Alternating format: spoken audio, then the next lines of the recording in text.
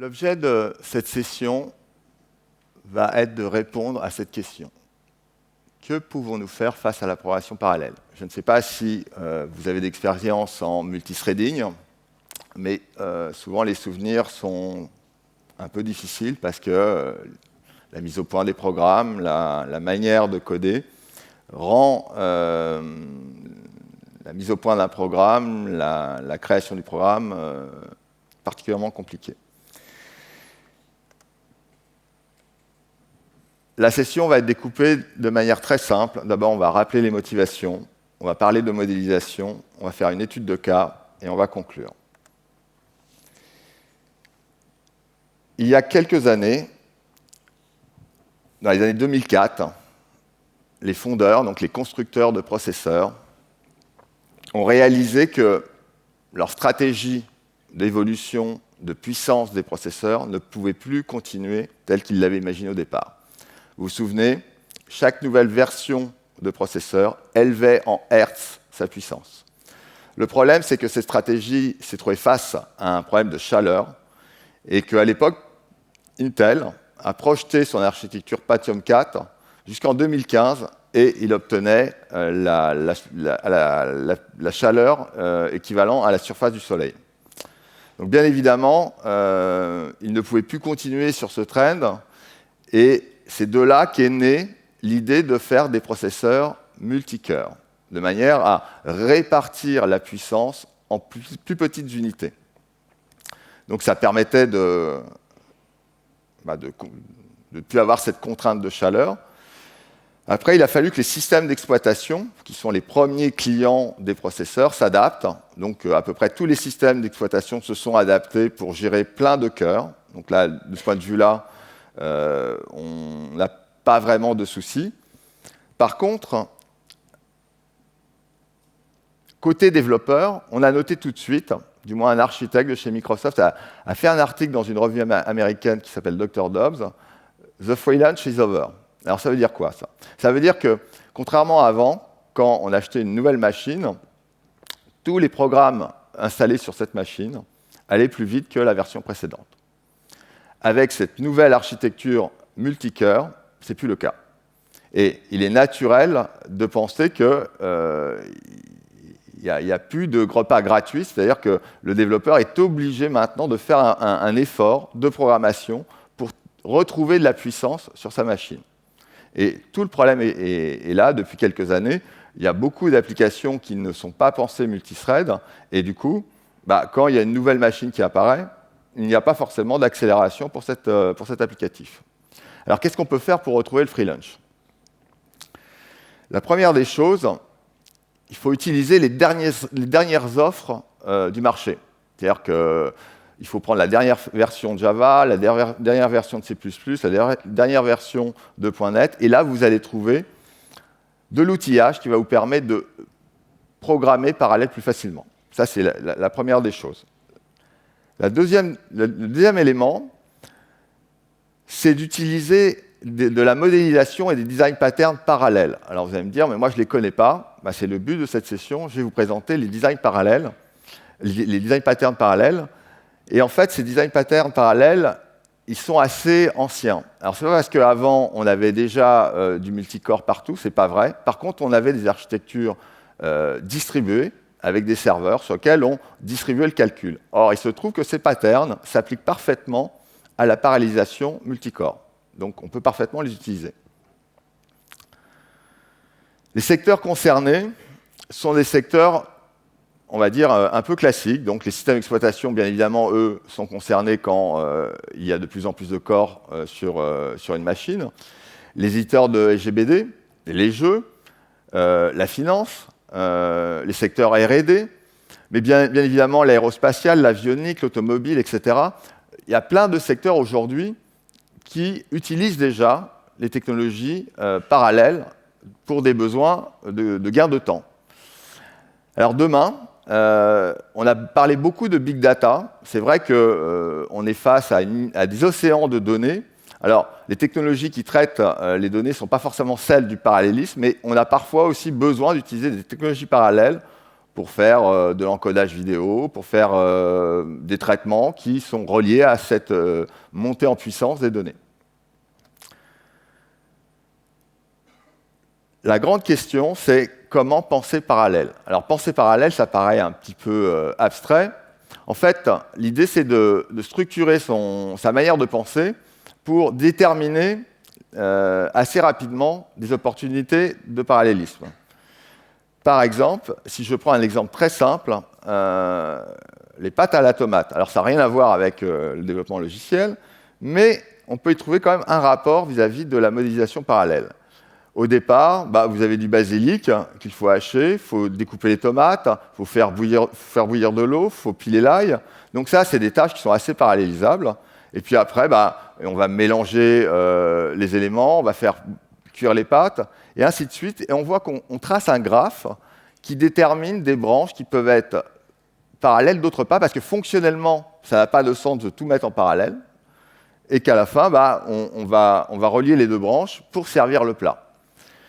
Bon, ce petit exemple de recette ressemble énormément à la manière dont on doit modéliser un programme en parallèle. On doit partir du fonctionnel. Et à partir du fonctionnel, on doit respecter les branches fonctionnelles et trouver les opportunités de parallélisme à partir de là. Alors la modélisation. La modélisation, elle se fait, si l'application existe déjà, par de la mesure. On est là pour accélérer les programmes. Donc, le seul élément qui nous intéresse, c'est d'avoir un fait au départ. Donc, on va mesurer les performances de l'application. On va même essayer de regarder où l'application perd le plus de temps. Une fois qu'on a fait ça, on va essayer de déterminer la concurrence. En fait, on va essayer de déterminer la manière dont on va décomposer la partie qui nous paraît perdre du temps en tâches. On va essayer de les ranger, les classifier. On pourra itérer dessus plusieurs fois. Mais on va aussi trouver une catégorie, c'est-à-dire est-ce qu'on est dominé par les données ou est-ce qu'on est dominé par du calcul intensif. Une fois qu'on aura fait ça, on va essayer de trouver un algorithme qui correspond finalement à cette décomposition.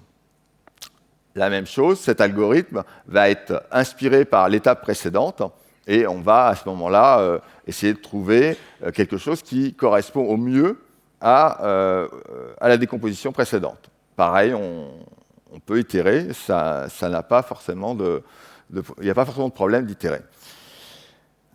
Arrivé à ce stade, on va choisir une implémentation. Alors, deux cas de figure se présentent. Soit vous êtes sur un framework qui implémente l'algorithme que vous cherchez, auquel cas il faut regarder dans les API qui vous sont offertes si l'algorithme est présent, sinon il faut l'implémenter.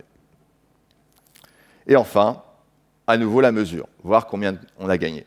C'est le seul élément qui nous intéresse, plus la justesse. Ce n'est pas tout d'aller plus vite, mais le programme doit être juste, bien évidemment. Alors, avant d'aller plus loin, j'aimerais vous lancer une démo. Alors, je vais revenir un petit peu sur du code et je vais lancer une démo. Si ça veut bien se lancer. Donc ici, en fait, on fait un calcul matriciel, multiplication de matrice de 1024 par 1024. Alors, on le fait d'abord sur un seul cœur. Il faut voir ce que ça donne. Donc, ça prend un certain temps. Et puis après, on va décliner une technologie parallèle de manière à ce qu'on obtienne... Alors là, j'ai un petit doute. Si on est bien branché, parce qu'il prend vraiment beaucoup de temps.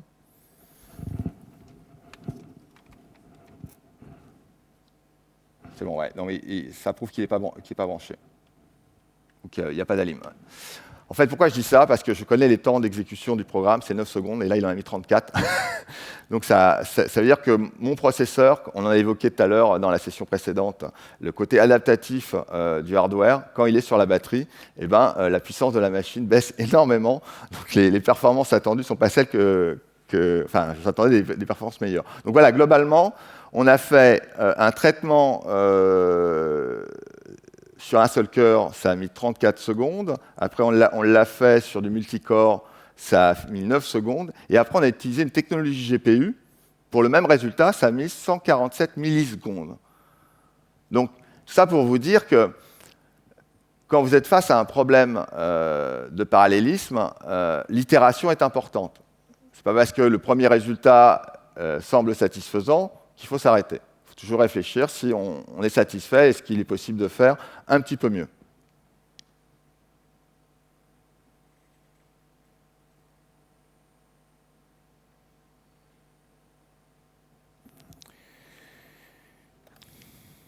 Alors, la mesure.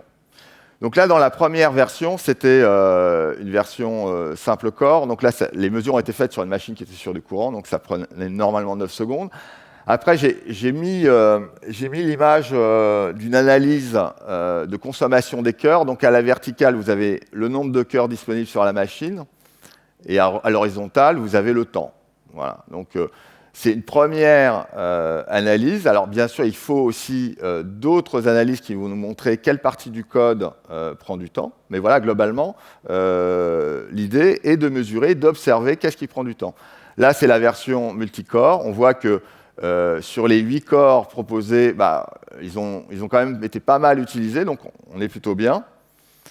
Et sur la version GPU, on voit que quand le traitement est passé sur le code GPU, il n'y avait plus rien en CPU qui a tourné, tout a tourné sur la carte graphique.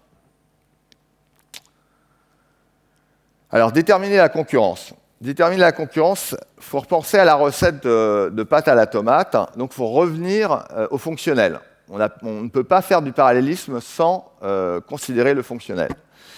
Donc, on va reprendre l'intention, et à partir de l'intention, on va essayer de voir si finalement, en se nourrissant naturellement des mesures qu'on vient de faire, si le problème est dominé par de la donnée ou il est dominé par du calcul intensif. C'est vraiment le point important. Et c'est des fois un peu difficile d'ailleurs de distinguer si c'est donné ou orienté tâche, mais globalement, on peut itérer jusqu'à temps qu'on trouve une tendance. À partir de là, on va créer des décompositions, on va les classifier, on va regarder quelles sont les données qui sont partagées, de manière à préparer le choix d'un algorithme. Naturellement, à ce stade, on commence déjà à évaluer si la manière dont on a fait cette décomposition est satisfaisante d'un point de vue design. Alors, un exemple, il y a plein de possibilités d'observation à ce niveau-là. Là, par exemple, j'ai une décomposition avec 16 tâches. On voit que chacune des tâches a un surcoût. Donc, ce surcoût, peut-être qu'on peut le limiter en réorganisant notre travail de manière à avoir que 4 grosses tâches. Voilà, c'est ce genre de choses qui doit guider cette décomposition. Alors, l'évaluation du design, c'est d'abord la flexibilité. On doit avoir une solution qui doit automatiquement trouver le nombre de cœurs disponibles. Il ne s'agit pas de recompiler l'application à chaque fois qu'on va sur une machine qui a 24 cœurs, 16 cœurs, 4 cœurs. Ça doit se faire automatiquement. Le partitionnement des données doit être bien fait, c'est ce qu'on vient de voir. On doit être efficace par rapport à la gestion des threads mis en œuvre, ça ne doit pas prendre trop de temps. Bref, on doit aussi privilégier aussi la simplicité. Souvent, les problèmes des programmes multithreads, c'est qu'ils sont difficiles à maintenir. On passe au moment où on choisit une stratégie.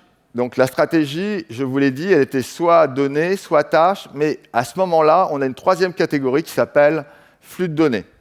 On va voir ce que c'est. Donc sur la partie données, on a deux possibilités. Soit l'algorithme était orienté linéaire, soit il était récursif.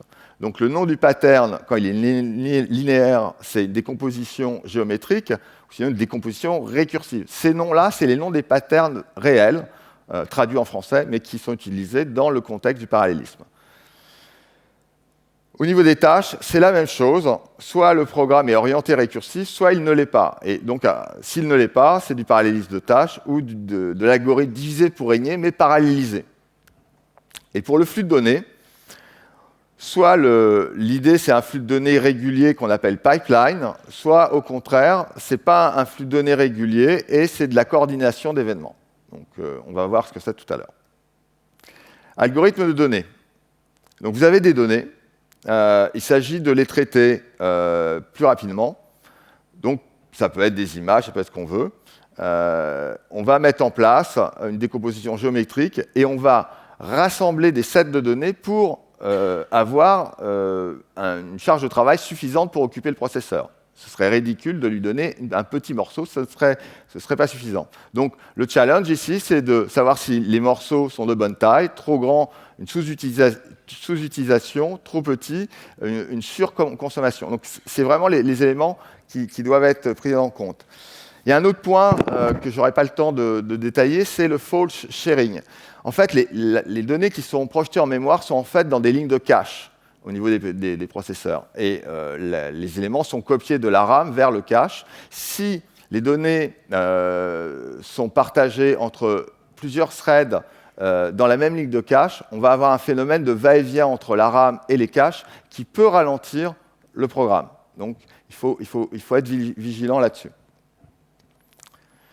Alors, l'idée d'une mise en parallèle avec les données, la décomposition géométrique. Alors, le parallèle fort, on va le trouver avec l'offre Microsoft, mais Intel TBB a exactement la même. Hein. C'est donc un algorithme de haut niveau qui permet de mettre en parallèle un traitement. Voilà, donc ça, c'est relativement simple. Alors, on note une syntaxe de C++11, c'est-à-dire l'utilisation des lambda expressions, qui permet de simplifier énormément l'écriture d'un code parallèle. Auparavant, on était obligé de passer par une sorte de func. Là, on peut écrire en ligne, comme une fonction anonyme, le code qui constitue le corps de la parallélisation. La décomposition récursive, là, c'est typiquement un arbre. Donc, le challenge, ça va être de paralléliser au cours de l'arbre. Ici, les questions qu'on doit se poser, c'est la profondeur de l'arbre. Donc, à partir du moment où vous avez bien évalué ce genre de choses, normalement, vous avez une efficacité au niveau de la parallélisation d'un traitement récursif sur de la donnée. Alors, un exemple, j'ai pris un exemple en .NET. La méthode walk, on y lance plusieurs tâches et à la fin, on attend toutes les tâches qui ont traité. Donc, on parallélise la lecture d'un arbre. Ça permet de gagner du temps. Les algorithmes de tâches. D'abord, la version linéaire. Donc, on a par exemple 4 opérations. Il s'agit de les traiter plus rapidement. L'idée, c'est peut-être de les décomposer, mais peut-être d'en rassembler certaines pour que la granularité d'une tâche soit linéaire par rapport aux autres tâches. Donc c'est pour ça que l'opération 2 et l'opération 3 sont rassemblées. Tout ça, bien évidemment, ça se fait via l'observation des données à utiliser, enfin le traitement CPU à utiliser et des mesures qu'on pourra faire. Donc, la question, c'est est-ce qu'on utilise correctement les cœurs? Est-ce que les dépendances sont retirables? Sont des dépendances en lecture seule ou en écriture? C'est souvent le problème en parallélisme, c'est que les existants ont beaucoup de dépendances. Le but, c'est quand même de les retirer au maximum, sinon de mettre des objets de synchronisation. Alors, l'exemple de la récursivité sur les tâches, donc, c'est l'algorithme divisé pour régner qu'on apprend en université, sauf que là, à chaque niveau, on va lancer un niveau de parallélisme. Donc, on voit deuxième étage, 2 niveaux, troisième étage, 4 niveaux, jusqu'à temps arriver à la partie de jointure, où là, on est séquentiel. L'idée, c'est que quand vous arrivez sur un code, vous posez CD données, c'est orienté CPU, et tout de suite essayez de switcher sur le bon pattern. Donc pareil, on est sur un arbre, donc la profondeur a du sens vis-à-vis des performances du programme. Donc là, la déclinaison du quicksort, la méthode partition classique, et après, la récursivité de l'appel quicksort est faite en C++ ici. C'est juste une illustration pour vous montrer comment ça se passe dans ces cas-là. Alors, l'algorithme flux de données, le meilleur exemple, c'est la chaîne de montage. Vous avez la voiture qui est sur une chaîne de montage et chaque opérateur place une information, je sais pas, met un siège, rajoute le volant, etc. Donc, dans ces cas-là, ce qui nous intéresse, c'est le débit du flux. Et si une tâche est un peu longue, pour accélérer le débit, on va faire une sorte de diamant pour accélérer le débit. Ça, c'est pour le cas du pipeline. Pour la coordination orientée événement, on est plus dans le pattern, par exemple, d'une demande de congé. Et à ce moment-là, on va avoir des rebonds dans le pipeline, on va revenir en arrière, excusez-moi, de manière à traiter le fonctionnel relatif à cette coordination. Mais voilà, ce sont des patterns aussi identifiés que ceux du GOF au niveau flux de données. Une fois qu'on a notre algorithme, la question c'est comment l'implémenter. Alors l'implémentation, je ne peux pas montrer toutes les implémentations ici parce que je manque de temps. J'ai choisi de montrer le master worker et le MapReduce. On a vu quelques for join, on a vu du parallèle for, le single programme multiple data, on l'a pas bien vu, mais bon, sachez que c'est un grand standard des patterns parallèles. Alors, un mot par rapport à tous ces patterns vis-à-vis du pattern for join. En fait, tous les patterns partagent de manière directe le for join. Alors, bien sûr, on ne le voit pas forcément quand on voit l'implémentation, mais quand on regarde l'algorithme, on l'analyse, on comprend qu'en fait, que derrière, c'est un for join. Donc, on a souvent une notion de partitionnement.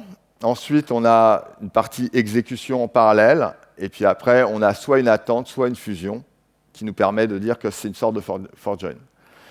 Le master worker, l'algorithme est simple. On a un master qui nourrit une queue avec du travail à faire, et cette queue est soumise à des tâches, et chacune des tâches va se partager cette queue de manière à faire le traitement. Donc, l'exemple le plus simple, c'est le pool de thread. Le pool de thread est basé sur ce pattern. Le MapReduce. Alors, j'ai pris une syntaxe propre à Microsoft, link. Donc, l'idée du MapReduce, c'est qu'on a une étape qui map. Alors ici, on projette dans l'ordre select les éléments du tableau en éléments au carré. Et puis après, on fait une agrégation de manière à sommer tous ces éléments.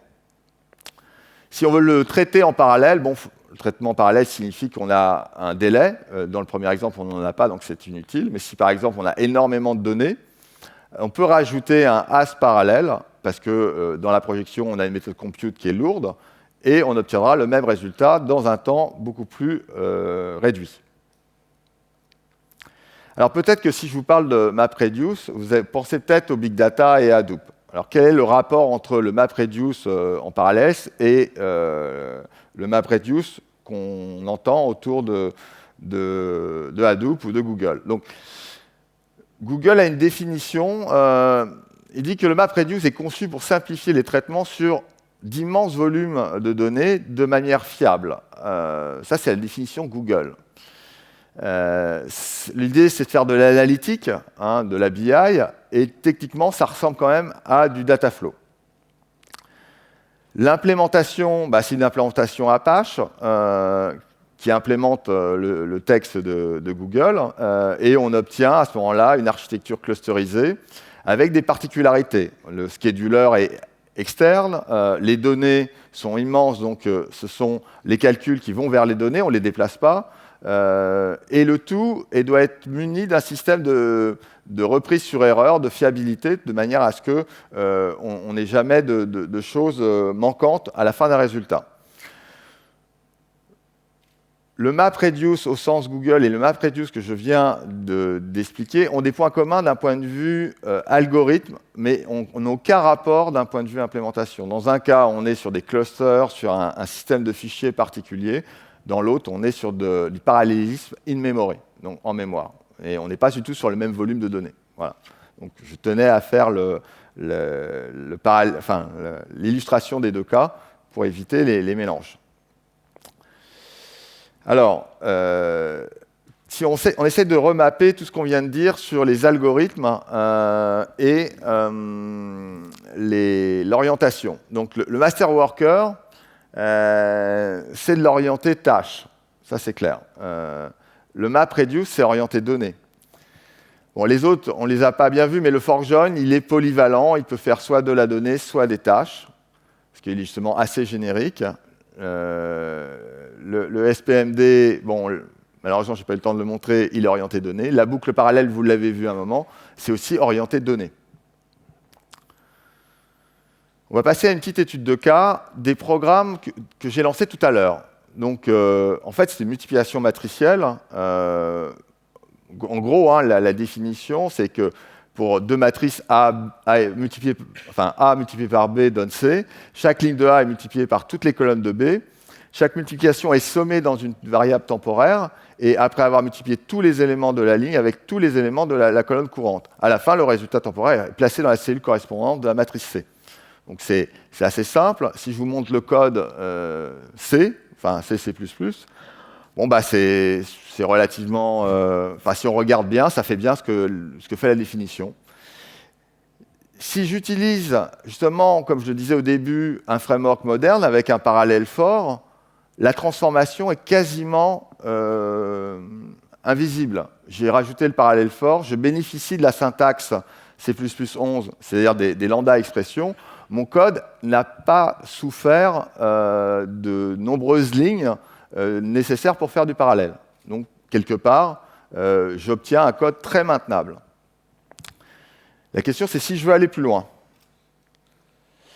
Avant d'aller plus loin, je vais vous expliquer comment marche d'un point de vue très macro une carte graphique. Alors, une carte graphique, il y a d'abord quelque chose qu'on appelle les groupes de threads. Alors, suivant les constructeurs, NVIDIA, AMD, ça aura des noms différents, mais on va retrouver un regroupement de threads qui peut accéder à de la mémoire globale, ce qu'on voit en bas, ou de la mémoire locale, ce qu'on voit juste en dessous. Alors, la mémoire locale, c'est une sorte de cache qui n'est pas très grand, mais qui est très rapide, et dont l'accès ne peut se faire que par programmation. Contrairement dans le monde CPU où on accède au cache sans se soucier, c'est fait automatiquement. Là, dans le monde GPU, il faut aller chercher soi-même l'information ou remplir le cache soi-même. Et enfin, la mémoire globale, elle, c'est l'équivalent de la RAM CPU, c'est large, c'est lent, voilà, l'accès est global, donc quelque part, c'est le plus facile à utiliser. Si je passe maintenant sur l'utilisation d'une librairie GPU, alors vous avez peut-être entendu parler de CUDA ou d'OpenCL. Là, j'ai pris la dernière version de C++ AMP, donc c'est dans la prochaine version de Visual Studio 2011. Pour le C++, il y a une évolution, il y a une librairie qui permet de faire du parallélisme sur GPU très facilement. Alors vous voyez, c'est le même code que tout à l'heure, il y a à peine plus de lignes de code, et c'est ce programme qui tourne sur la carte graphique. Donc la différence, c'est que les matrices sont placées dans des conteneurs qu'on appelle des eReview, et ces eReview vont avoir la particularité de transférer les données à la demande au moment où le code va s'exécuter sur la carte graphique. Alors, qu'est-ce qui s'exécute sur la carte graphique? C'est le corps du parallèle for each. Tout l'intérieur du corps du parallèle for each est l'équivalent de la méthode kernel, si vous connaissez un peu CUDA ou OpenCL, mais cette fois-ci, il est ramené au sein d'un même fichier, et donc ça permet une visibilité, une simplicité très conséquente. La question, c'est est-ce que je peux me satisfaire des performances de cet algorithme? Est-ce qu'on peut aller plus vite? Eh bien, prenons 4 threads et regardons comment, dans chacune des colonnes de la matrice de cible, la matrice C, comment les calculs sont faits. Eh bien, regardez, par exemple, le B1.0 est accédé 2 fois par 2 threads différents. Le A0 est aussi accédé 2 fois. Ils sont tous accédés 2 fois. Et dans le programme que je viens de vous montrer, on utilise en fait la mémoire globale, la mémoire qui est dite lente. Donc si l'algorithme a ce type de particularité, s'il accède plusieurs fois à la même donnée, alors peut-être on a une opportunité d'aller plus vite. Donc comment aller plus vite? Eh bien, c'est une technologie GPU classique. On va découper notre matrice en tuiles. Donc on découpe notre matrice en tuiles et on va faire des calculs partiels sur des morceaux de tuiles, de manière à utiliser la mémoire locale. Alors, l'algorithme est simple. On va d'abord copier les données de la mémoire globale par rapport à une tuile dans de la mémoire cache. Ça, on va le faire une fois. Et puis ensuite, on va calculer sur ce cache. Alors, on va encore faire les deux appels, mais là, ce n'est pas très grave parce que la mémoire est très rapide. Donc, on a un gain de temps. Et un point important, c'est qu'à chaque étape, on doit synchroniser tous les threads qui font soit la recopie dans les caches, soit le calcul. Alors, je vous montre le code.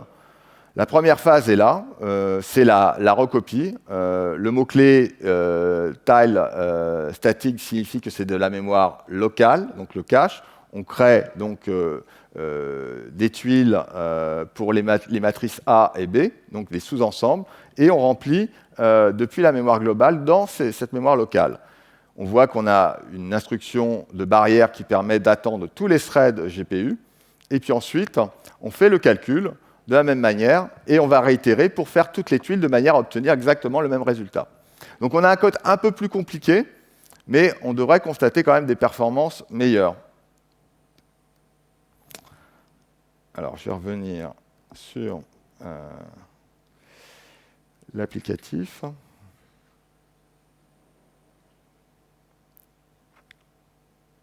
fait, je n'ai pas de vision sur mon écran, donc je pilote à partir de l'écran qui est ici.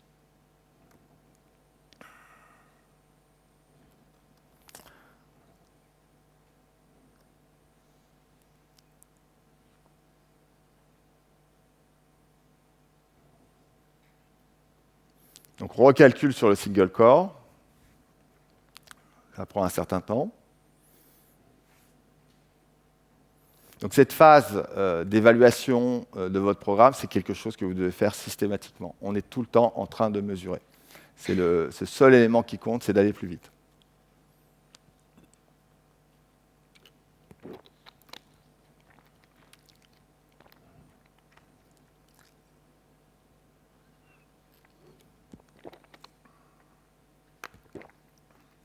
Ah, vous avez remarqué, j'ai mis aussi le type de carte. C'est important de savoir sur quelle performance on obtient sur un processeur donné, une carte graphique donnée.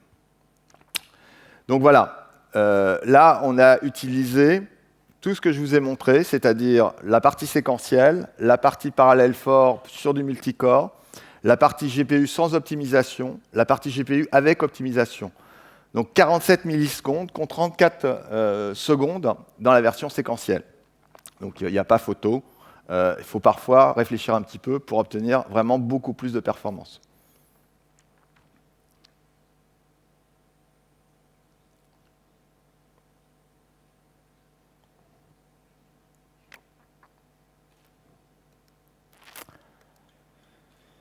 Alors, pour conclure, que doit-on faire face à la progression parallèle? En fait, la première chose, c'est de respecter les 4 étapes. Et vous ne pouvez pas y couper. Mesurer, analyser si vous êtes une tendance donnée ou tâche, utiliser le bon algorithme, trouver la bonne implémentation, c'est vraiment le point clé, en respectant naturellement, comme je le disais, le fonctionnel, ça c'est essentiel. Ne jamais présumer de l'ordre d'exécution. En parallélisme, vous ne pouvez pas savoir quel thread va tourner avant un autre, etc. Il faut pas, et si vous introduisez de la synchronisation pour le faire, vous allez casser les performances. Donc, ne jamais présumer de ce genre de choses. Préférez les nouveaux outils. Là, je vous ai montré quasiment des librairies qui n'étaient pas encore sorties, notamment sur le GPU. Parce qu'il m'a semblé que par rapport à une présentation où souvent le GPU est présenté comme une technologie difficile, là, pour le coup, vous avez vu que ce n'était pas si compliqué que ça. Je ne vous ai pas présenté un listing de 4 pages. Ça tenait sur quelques lignes.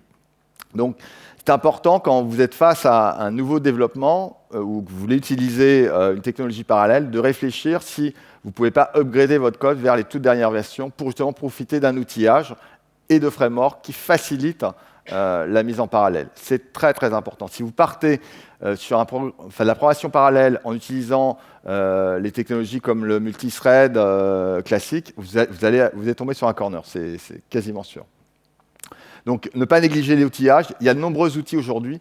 Pour le GPU aussi, il y a des moyens de voir comment les paquets sont envoyés sur la carte graphique, comment ils sont utilisés, s'il y a des latences. Donc on bénéficie beaucoup plus d'informations pour comprendre ce qui se passe sur le hardware. Donc quand vous faites de la programmation parallèle, vous devez aller vers des solutions à forte abstraction, mais par contre, vous ne pouvez pas faire l'économie de ne pas comprendre ce qui se passe au niveau matériel. Sinon, vous n'allez pas avoir les idées claires sur la manière de paralléliser. Donc, il s'agit de comprendre un minimum ce que sont les caches processeurs d'un CPU, de vous comprendre un minimum ce que sont les caches d'une carte graphique, pour essayer de paralléliser au mieux. Alors, si vous n'êtes pas dans la parallélisation la plus agressive, peut-être que la première implémentation vous suffit. Mais si vous l'êtes, à ce moment-là, il faut vraiment aller dans la compréhension de comment ça fonctionne. Vous ne pouvez pas faire l'économie. Alors moi, je ne suis pas le créateur de cette méthodologie. Il y a un livre qui est dédié à ça. Il explique tous les patterns. Je vous ai présenté quelques patterns. Je ne vous ai pas parlé non plus des patterns pour les conteneurs de données. C'est très important, parce que souvent, on va être obligé de partager un conteneur entre différents threads. Il faut que la manière dont ce conteneur concurrent soit très efficace, de manière à ne pas pénaliser le programme. Donc, ce livre est la référence sur les patterns parallèles. Alors, il est un petit peu ancien, c'est des technologies plutôt C qui sont présentées, mais au niveau des principes et des algorithmes, il reste tout à fait d'actualité. Je vous remercie.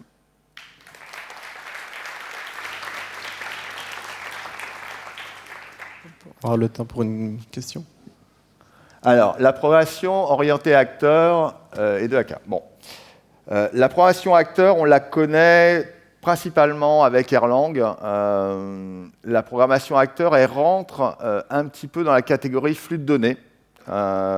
Donc c'est une programmation qui est plus simple, dans la mesure où les acteurs s'échangent des messages de manière très découplée. Donc tous les problèmes de reste concurrence, on les évite. Donc ça permet d'avoir des systèmes rapidement très scale, très efficace, sans bug. Par contre, si on est sur du calcul très intensif, ce type de pattern, le modèle acteur, ou modèle agent d'ailleurs, n'est pas forcément le meilleur dans ce cadre-là. Donc, il faut regarder à l'esprit le scénario qu'on doit traiter. Si c'est, par exemple, vous avez un algorithme de type Monte Carlo, donc très orienté de données, le meilleur candidat, c'est la GPU. Voilà. Donc, c'est pour ça qu'il faut connaître très bien le sujet fonctionnel qu'on veut traiter. Vous avez une autre question ?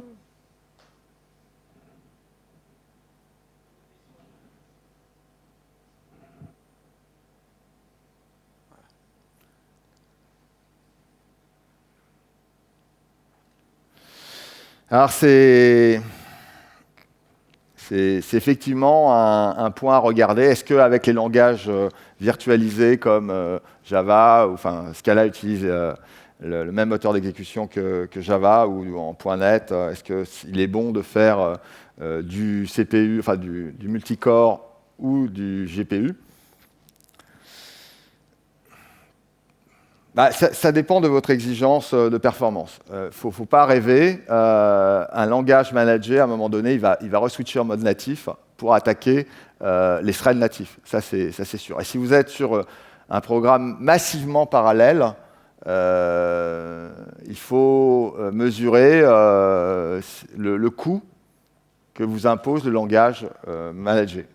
Ça peut être rédhibitoire. Et à ce moment-là, on préférera peut-être basculer dans un code natif, comme C++, et faire un pont entre Java, par exemple, et le code natif. Mais si, par exemple, on n'est pas dans un élément un scénario très, très agressif, on peut parfaitement rester en Java ou rester en .NET, il n'y a pas de souci, ça marche bien. Mais pour la GPU, à ma connaissance, les implémentations les meilleures sont celles qui sont natives.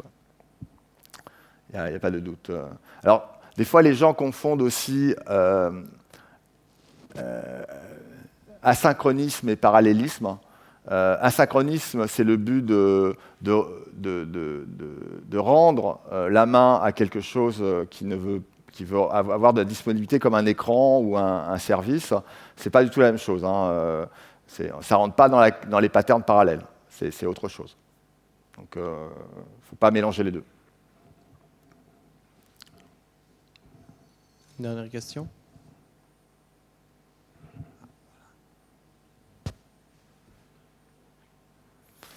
Bien sûr, bien sûr, bien sûr. Alors là, je n'ai pas montré beaucoup de screenshots d'analyse de performance des processeurs ou d'un nœud de calcul sur un cluster. Il y a effectivement de l'outillage qui permet, par exemple, de voir s'il y a de la migration de threads entre deux processeurs. Ce n'est pas très très bon de voir que les threads migrent en cours d'exécution. On peut voir la manière dont les cœurs sont effectivement utilisés. Tout ça contribue à la phase de mesure. Hein. Je ne pouvais pas montrer tous les outils. Alors, il y a l'outil maître, aujourd'hui ça reste quand même VTune, qui permet d'aller très loin sur le comportement du processeur quand c'est un Intel. On peut s'abonner aux événements du processeur et voir par exemple qu'il y a du fault sharing, parce qu'on voit qu'il y a des updates sans arrêt qui sont faits au niveau des caches, et là ça veut dire qu'il y a trop d'updates, et donc on est sans doute dans un corner de type fault sharing. Donc effectivement, oui, il faut utiliser tout l'arnais d'outils que vous avez à votre disposition. Soit il est intégré dans votre IDE, soit ce sont des outils tiers. Mais je vous conseille quand même de prendre toujours les dernières versions parce qu'il y a des progrès de plus en plus importants qui sont faits en termes de facilité à rentrer dans ces outils. Je prenais le cas de VTune. VTune demande quand même un apprentissage non négligeable avant de commencer à l'utiliser. Eh bien, on n'a plus de temps pour les questions. Merci beaucoup Bruno. Il va être disponible si vous avez d'autres questions pour la suite. Il n'y a pas de souci. Merci beaucoup.